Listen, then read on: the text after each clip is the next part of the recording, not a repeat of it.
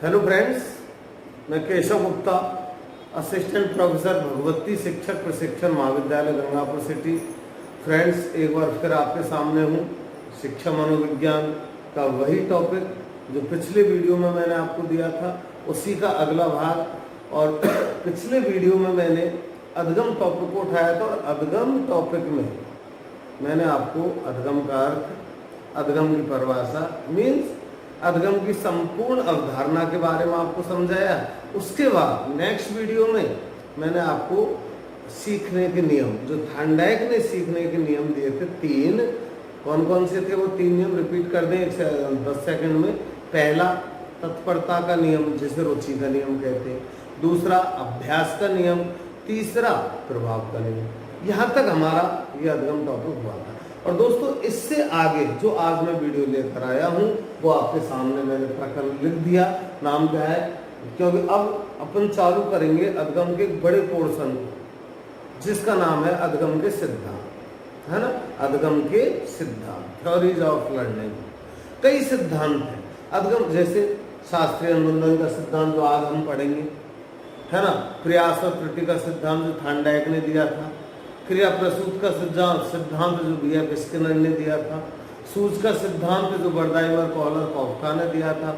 चिन्ह सिद्धांत टॉलमैन ने दिया था। फील्ड सिद्धांत जो कोर्टेलेविन ने दिया था।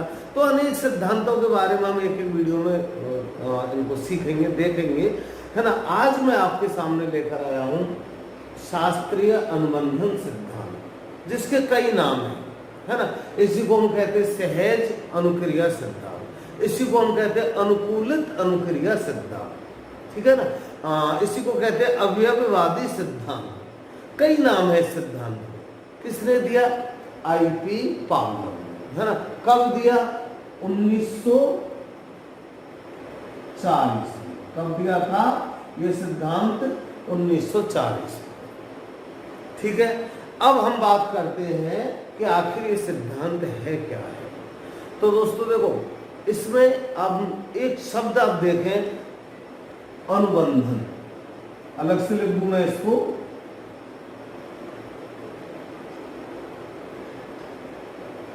अनुबंधन। सबसे पहले आप याद रखना कि इस अनुबंधन शब्द की खोज या अनुबंधन शब्द का जनक कौन है? पावलोव है ना। और कब? ये ऐसा शब्द है अनुबंधन जिस पर आप एक बहुत अच्छा क्वेश्चन आता है दोस्तों, कि विश्व का प्रथम विश्व का प्रथम मनोवैज्ञानिक जिसे नोबेल पुरस्कार प्राप्त हुआ वो कौन था दोस्तों? I.P. पावलोव। और जिसको कौन सी खोज पर ये नोबेल पुरस्कार मिला था और कब मिला था? तो अनुबंधन की खोज पर मिला। और कब मिला? 1940 में मिला, है ना। तो याद रखना, प्रथम नोबेल पुरस्कार प्राप्त मनोवैज्ञानिक, है ना। प्रथम नोबेल पुरस्कार प्राप्त मनोवैज्ञानिक कौन था? I.P. पावलोव, है ना। कब मिला था इनको नोबेल पुरस्कार? 1940 में। और कौन सी खोज पर मिला था? अनुबंधन की खोज। ठीक है। अब बात करते हैं कि आखिर ये शास्त्रीय अनुबंधन सिद्धांत है क्या है। तो दोस्तों, इसके सबसे पहले क्या है कि ये जो I.P. पावलोव थे, इन्होंने ये बताया हमें शिक्षा जगत में कि बालक अधगम कब करेगा, बालक सीखेगा कब, है ना। तो पावलोव ने कहा कि भाई बालक सीखेगा जब उसका किसी दूसरी वस्तु से अनुबंधन हो जाएगा, तो वही दूसरी वस्तु उस बालक को अच्छे से सिखाएगी। जैसे आपने कभी मनोविज्ञान के सिद्धांत पढ़े, अधगम के सिद्धांत जब पढ़े होंगे, तो देखो थांडाइक कहता है कि बालक सीखता है प्रयास और त्रुटि से, है ना। स्किनर कहता है कि बालक सीखता है क्रिया प्रसूत से, ठीक है ना। टॉलमैन कहता है कि बालक सीखता है चिन्ह, मतलब जब उसके सामने कोई एक सिंबल आ जाता है, उपलब्धि का सिंबल, तो उस उपलब्धि के सिंबल को, प्रतीक को, चिन्ह को देखकर बालक सीखता है। ठीक है ना। तो इस तरह बर्दाइमर कॉलर कहते हैं कि बालक से, या गेस्टाल्टवादी जिसको कहते हैं अपन, गेस्टाल्टवादियों का कहना है कि बालक सीखता है सूझ से, अवबोध से। तो और पावलव कहता है कि बालक सीखता है अनुबंधन से, है ना। और इसीलिए सिद्धांत का नाम क्या है, शास्त्रीय अनुबंधन का सिद्धांत, यह अनुकूलित अनुक्रिया का सिद्धांत। अब मैं आपको बताने जा रहा हूं कि अनुबंधन क्या होता है, अनुकूलित अनुक्रिया क्या होती है, सहज अनुक्रिया क्या होती है। ये ऐसे मनोविज्ञान के शब्द हैं जिनके बारे में जानकारी रखना आपके लिए अति आवश्यक है। तो सबसे पहले तो हम देखते हैं अनुबंधन क्या है, फिर हम पावलव का प्रयोग देखेंगे। अनुबंधन देखो, एक तो होता है अनुबंध और एक होता है संबंध, है ना। दोनों अलग अलग शब्द हैं ये। संबंध बाद का सिद्धांत कहलाता थांडाई का प्रयास और त्रुटि, और अनुबंधन सिद्धांत कहलाता पावलव का। तो दोनों अलग अलग चीजें, है ना। हम बात करते हैं अभी अनुबंधन की। अनुबंधन क्या है, जैसे एक उदाहरण दूं मैं कि कभी कभार हमारे सामने परिस्थिति पैदा हो जाती है कि हम किसी से मोबाइल पर बात कर रहे हैं, और मोबाइल पर बात करते करते फिर उस सामने वाले ने हमको एक ऐसा मोबाइल नंबर देना चाह रहा जो हमारे लिए अति आवश्यक है, किसी थर्ड पर्सन का, या हमने उससे कहा कि यार उसका नंबर दे दो, मोबाइल नंबर आपके पास नहीं है इसलिए उससे बात करनी है। तो उस व्यक्ति ने आपको कहा कि लिखो। अब आपके पास उस समय पेन नहीं है, कॉपी नहीं है, तो आप रोड पर चल रहे हैं, है ना। तो उस क्या करें उस समय, तो हम क्या करते, चलते चलते रोड पर एक पत्थर उठाया छोटा सा और उसको उसी जगह पर लिख लिया। कहाँ पर लिख लिया, तो उसी रोड पर लिख लिया, सड़क पर या कोई दीवार पर या दूसरे बड़े पत्थर पर लिख लिया कि चलो जब बात हो जाएंगी मोबाइल से फिर इसको मोबाइल में टाइप कर लूंगा। करते हो ना, हो जाता है ना। और बहुत उदाहरण ऐसे। तो अब देखो उस जगह पर जो नंबर, मोबाइल नंबर हमने पत्थर से लिखा, पत्थर ने उस समय किसका काम किया, पत्थर ने अपना मौलिक काम किया क्या, नहीं, किसका काम कर दिया भाई। पत्थर का मौलिक काम तो क्या है, मकान बनाना, दीवार बनाना, है ना। जबकि उसने काम किसका कर दिया, लिखने का। अब लिखने का काम, वास्तविक रूप से लिखने का काम किसका है, किसका है, पेन का, कलम का, जबकि वहां पत्थर से हमने लिख दिया। तो यहां पर पत्थर का अनुबंधन किससे हो गया दोस्तों, पेन से हो गया। पेन का काम किसने चला दिया, पत्थर ने चला दिया। ये कहलाता है दो वस्तुएं, दो व्यक्तियों के बीच का अनुबंध, संबंध नहीं, अनुबंध। अब ये कब होगा, ये एक वस्तु का दूसरी वस्तु से अनुबंधन होगा कब, तो दोस्तों ये होगा अनुबंधन जब हम बार बार प्रयास करेंगे, अभ्यास करेंगे, दोहराएंगे। एक बार से नहीं होगा, क्योंकि ये जो पत्थर ने पेन का काम चलाया, ये भी हमसे पहले दुनिया में और लोग कर चुके। हमने उनको ऐसा देख लिया करते हुए, या हमने देख लिया कि पत्थर भी लिखने हम इमरजेंसी में हम पत्थर से भी एक दो शब्द लिख सकते हैं, लिख लिया। तो हुआ कब, लेकिन दुनिया में पहले हो चुका वो काम, बार बार प्रयास किया, अभ्यास किया, दोहराया तो हुआ। ये खास बात याद रखना दोस्तों कि दो व्यक्तियों के मध्य, दो वस्तुओं के मध्य अनुबंधन कब स्थापित होता है, जब हम बार बार अभ्यास करते हैं, प्रयास करते हैं, है ना। और इसी को सिद्ध किया था पावलव अपने एक प्रयोग के द्वारा। प्रयोग आपने शायद पढ़ा होगा, सुना होगा, पहले कुत्ते पर प्रयोग किया था पावलव, है ना। और उसमें सिद्ध किया कि यदि अनुबंधन करना है तो उसके लिए बार बार हमें प्रयास अभ्यास या दोहराना पड़ेगा, प्रयास भी कह सकते करना पड़ेगा। और जब अनुबंधन हो जाएगा तो वह वस्तु जो अपना मौलिक काम करती है, वो मौलिक काम को, मौलिक मतलब जिसका काम वास्तविक है, उस वास्तविक काम को छोड़कर अनुबंधन के द्वारा वो दूसरा काम भी कर देगी, और परिणाम वही आएगा जो एक मौलिक वस्तु से आता है ना। अब जैसे इसको अब एक प्रयोग द्वारा सिद्ध करते हैं अपन। प्रयोग क्या था दोस्तों, प्रयोग था, पावलव ने कुत्ता लिया, उसकी लाल ग्रंथियों को काट दिया, और उसके गले में एक डब्बा, खाली डब्बा टांग दिया, है ना। अब पावलोव उस कुत्ते के सामने पहले दिन 3 स्टेप में प्रयोग करता, तीन प्रयोग करता पावलोव। नंबर 1, पहला स्टेप है, पहला स्टेप कौन सा है? यूसीएस, और परिणाम आता दोस्तों यूसीआर, है ना। अब ये यूसीएस क्या है?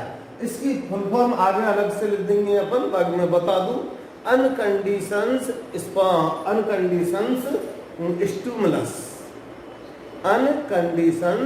स्टिमुलस। और यूसीआर क्या है? अनकंडीशंस रेस्पॉन्स, है ना। अब हिंदी देखें, यूसीएस की हिंदी क्या होगी अनकंडीशंस स्टिमुलस की? देखो क्या लग रहा है? अनकंडीशन, मतलब ऐसा स्टिमुलस, ऐसा उद्दीपक जिसमें कोई कंडीशन नहीं है। और जब कोई कंडीशन नहीं है तो हिंदी क्या हो जाएगी उसकी? स्वाभाविक उद्दीपक। अब ये स्वाभाविक उद्दीपक किसे कहेंगे? स्वाभाविक उद्दीपक कहेंगे दोस्तों वास्तविक उद्दीपक। वास्तविक स्वाभाविक उद्दीपक में मौलिक उद्दीपक। मौलिक उद्दीपक किसे कहेंगे? फिर वही जाल बुन दिया है तुम्हें। तो दोस्तों स्वाभाविक या मौलिक उद्दीपक कहते हैं ऐसी वस्तु जो वही काम करे जो काम उसे करना चाहिए। जैसे अब बात करता हूं उसकी मोबाइल नंबर लिखने वाली बात, कि यदि मोबाइल नंबर को मैं पेन से लिखता, पेन का काम तो है ही लिखना, तो यहां पर पेन कैसा उद्दीपक कहलाएगा? स्वाभाविक उद्दीपक, अनकंडीशंस स्टिमुलस। और यदि उस लिखने का काम मैंने पत्थर से कर दिया तो यहाँ पे पत्थर क्या कहलाएगा? मान लो पत्थर ने भी लिख दिया तो फिर पत्थर कैसा उद्दीपक बन गया?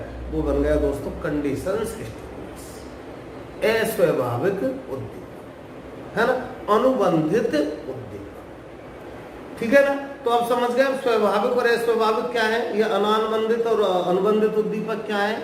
अनानुबंधित की संधि विच्छेद करो आप। अनु प्लस अनुबंधित मतलब जिसका कोई अनुबंधन नहीं है, कोई अनुबंधन नहीं है, कोई कंडीशन नहीं लगी हुई है, इसका मतलब स्वाभाविक हो गए, वास्तविक हो गए, मौलिक हो गए। जैसे पेन लिख रहा हूं मैं बोर्ड पर पेन से, तो पेन कैसा उद्दीपक है? मौलिक उद्दीपक। और यदि इसी बोर्ड पर मैं पत्थर से लिख दूं तो पत्थर यहाँ कैसा उद्दीपक बन जाए? अस्वाभाविक उद्दीपक। क्लियर हो गए? ये समझ गए आप स्वाभाविक और अस्वाभाविक उद्दीपक होते क्या है। और समझ लो कि मान लो मुझे भूख लगी, और भूख लगते जरूरत किसकी पड़ेगी भूख को शांत करने के लिए? भोजन की। और भोजन ही मैं कर रहा हूं और मैंने भूख शांत कर ली, तो भोजन कैसा उद्दीपक हो गया? स्वाभाविक। क्योंकि भोजन का काम ही क्या है? भूख मिटाना, तो स्वाभाविक उद्दीपक। और यदि उस भूख को मैं पत्थर खाकर मिटा दूं और मेरी भूख भी शांत हो जाती है, तो फिर पत्थर यहां पर कैसा उद्दीपक बन जाएगा? अस्वाभाविक उद्दीपक। समझ गए? तो मैंने आपको आते बताया था कि जब कोई एक वस्तु दूसरी वस्तु का काम चला दे तो पहली वस्तु क्या कहलाएगी? अस्वाभाविक उद्दीपक, है ना। और फिर दूसरी वस्तु तो है ही, वो क्या कहलाएगी? स्वाभाविक उद्दीपक, है ना। आज देखो मैं क्लास ले रहा हूं और क्लास में कोई बच्चा, आपका कोई साथी मेरी क्लास सुनते सुनते सुनते सुनते मेरा जैसा पढ़ाने लग जाए, ठीक है, और किसी दिन मैं उस दिन नहीं आया, अब वहां पर स्वाभाविक उद्दीपक तो कौन है उस क्लास में? साइकोलॉजी का मैं या वो स्टूडेंट? मैं। तो मैं वास्तव मेरा काम कर रहा हूं और उस स्टूडेंट का काम क्या है? पढ़ना। मेरा काम पढ़ाना। तो पढ़ाने की प्रक्रिया चल रही है, तो मैं तो क्या होगा? स्वाभाविक। और किसी दिन मैं एब्सेंट रहा और वो स्टूडेंट बोर्ड पर आया, मेरा जैसा ही पढ़ाने लग गया, तो फिर वो स्टूडेंट कैसा उद्दीपक कहलाएगा दोस्तों? अस्वाभाविक उद्दीपक, या जिसको हम कहते हैं CS, कंडीशंस स्टिमुलस। समझ गए स्वाभाविक और अस्वाभाविक को? अब देखो इसी स्वाभाविक उद्दीपक को क्या कहते हैं हम? अनानुबंधित। क्या कहते हैं? अनानुबंधित उद्दीपक, है ना। अच्छा, अब आगे जब इस यूसीएस का परिणाम क्या आएगा, यूसीआर। यूसीआर क्या बताइए फुल फॉर्म मैंने, अनकंडीशंस रेस्पॉन्स। अनकंडीशंस रेस्पॉन्स का मतलब क्या हुआ, स्वाभाविक अनुक्रिया। समझिए स्वाभाविक है, स्वाभाविक को अप्रयोग से देखा कि पावलव ने कुत्ते को बांध दिया चैन से, लार ग्रंथियों को काट दिया, उसके गले में डब्बा लगा दिया, है ना। अब पहले दिन पावलव उस कुत्ते को रोटी दिखाता है, भोजन दिखाता है। अब भोज क्यों, कुत्ता भूखा है, तो भोजन को देखकर कुत्ते के मुंह से लार आती है, तो स्वाभाविक सी बात है। यदि हमें भूख लगी है, भोजन हमें दिखाया जाएगा तो मुंह में लार आएगी। अपन कहते नहीं है क्या, यार पानी आ रहा मुंह में, पानी आने का मतलब क्या, लार आना। और यदि उस खाने को दे दिया जाए खाने के लिए कि आप खा लो, तो लार नहीं आएगी, सीधी सी बात है ना। दिखा दिया भोजन, लार आई। अब लार खाना स्वाभाविक है, तो अच्छा किसको देखकर लार आई, भोजन को। तो भोजन कैसा उद्दीपक हो गया यहाँ पर, स्वाभाविक। तो यूसीएस क्या है दोस्तों यहाँ पर, भोजन, रोटी। अभिक्रिया क्या हुई, कुत्ते के मुंह से यूसीआर, लार का आना। अब बताओ इसमें स्वाभाविक उद्दीपक स्वाभाविक अभिक्रिया है या नहीं। भाई भूख लगी है कुत्ते को, भूखा कुत्ता था, भूख लगी है, भोजन दिखाया, भोजन कैसा, कुत्ते मुंह से लार आई, है ना। तो भोजन कैसा उद्दीपक हो गया, स्वाभाविक। लार कैसी अनुक्रिया हो गई, स्वाभाविक। ठीक है, अगला स्टेप, नेक्स्ट स्टेप लेते हैं हम दोस्तों।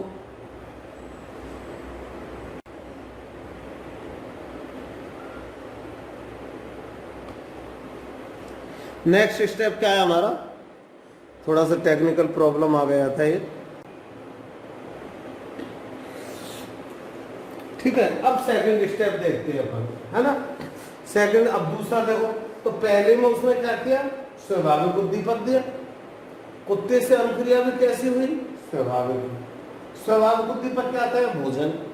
अनुक्रिया के रूप में क्या हुआ, लार आई, मुंह से लार आई, क्लियर।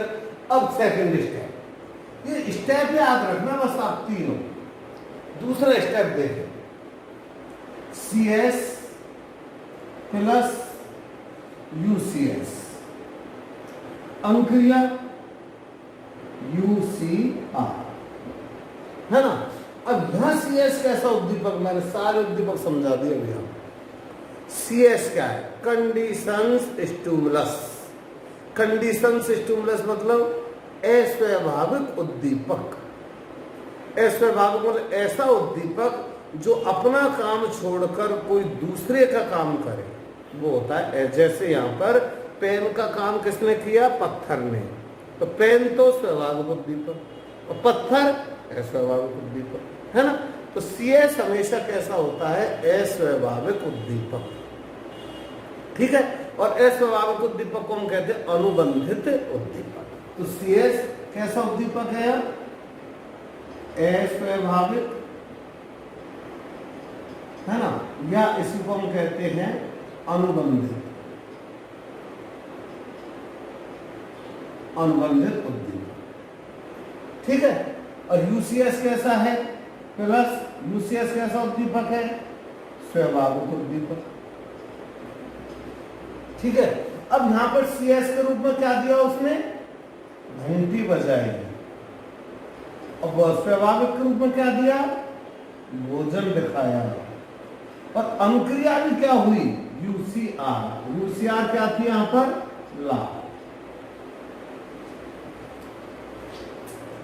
ठीक है, हुआ क्लियर। अब समझो दूसरे स्टेप को, क्या है दूसरा स्टेप, दूसरा स्टेप है CS प्लस UCR। दो तीन बातें याद रखो, हमेशा CS पहले दिया जाता है, अनुबंधित उद्दीपक या इसी को हम कहते हैं कृत्रिम उद्दीपक हमेशा पहले देना चाहिए, उसके बाद स्वाभाविक उद्दीपक या वास्तविक उद्दीपक देना चाहिए। यदि हमें दोनों का अनुबंध स्थापित करना, क्योंकि यहां पर प्रॉब्लम कर क्या है, अनुबंध स्थापित कर रहा है। मैंने बताया ना अनुबंध क्या होता है, बार बार प्रयास करने से अनुबंध स्थापित होता है। तो यहाँ पर पावलोव क्या करता है, देखो सेकंड स्टेप में कि कुत्ते को घंटी की आवाज सुनाता है और तुरंत भोजन दिखा देता है, फिर घंटी की आवाज सुनाता है, तुरंत भोजन दिखा देता है, फिर घंटी की आवाज सुनाता है, तुरंत भोजन दिखा देता है। तो कुत्ते को आदत पड़ गई। क्या आदत पड़ी बताओ आप? उसे यह आदत पड़ गई कि यदि घंटी की आवाज आई तो मुझे भोजन मिलेगा, और कुत्ते के मुंह से तुरंत लार आने लग जाए।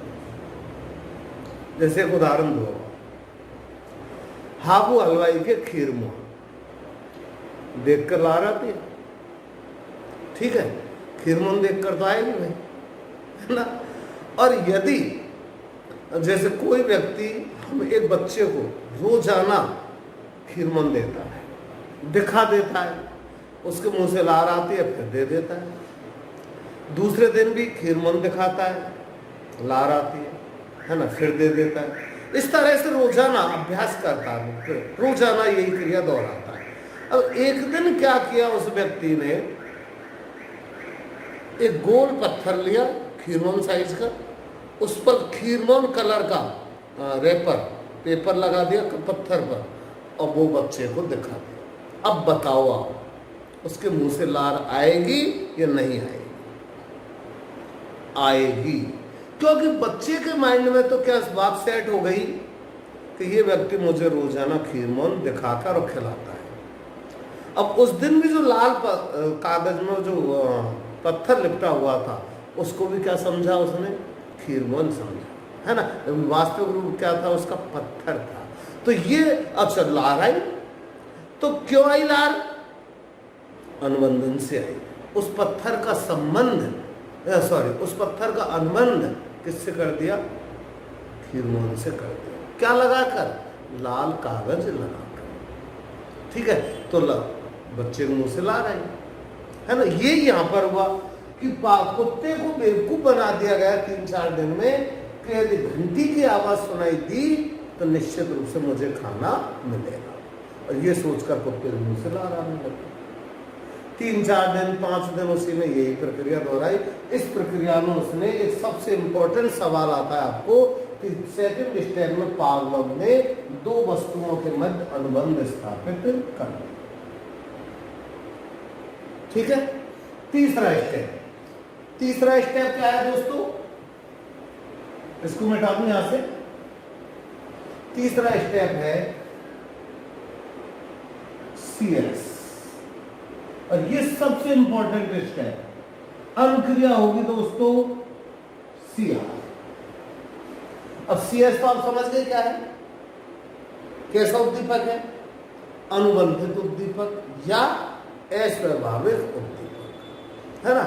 अब ये CR क्या है तो अनुक्रिया, रेस्पॉन्स, कंडीशंस रेस्पॉन्स।